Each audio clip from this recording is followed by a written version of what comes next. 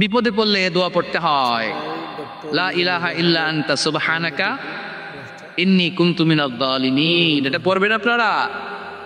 এই দোয়া পড়ে সাইয়েদনা ইউনূস আলাইহিস সালাম মাছের পেট থেকে রক্ষা পেয়েছিলেন। রক্ষা করেছিল কে?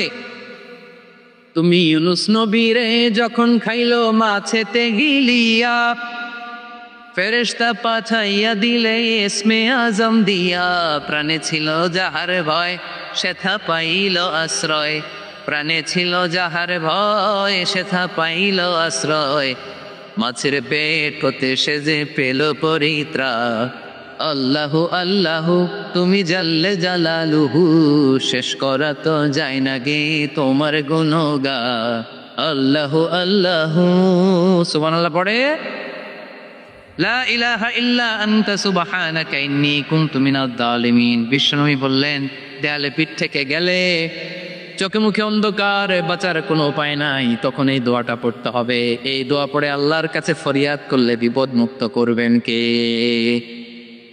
কেন এই দোয়াটা আল্লাহর কাছে বড্ড প্রিয় জানেন আমার ভাইয়েরা? কারণ এই দোয়ার মধ্যে তিনটা জিনিস আছে।